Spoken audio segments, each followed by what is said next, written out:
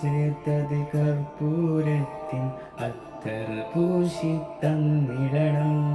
6 കാലു തേരിലേറി തോഴരുമൊത്തെഴുന്നള്ളേണം. ആരവമായി കലിമത്തിൻ മാധുര്യം മുഴങ്ങേണം. വെള്ളലിബാസിൻ പുടവയണിഞ്ഞ് മണവാളൻ ചമയേണം. വെള്ളം ചേർത്തത് കർപ്പൂരത്തിൻ അത്തർ പൂശി തന്നിടണം.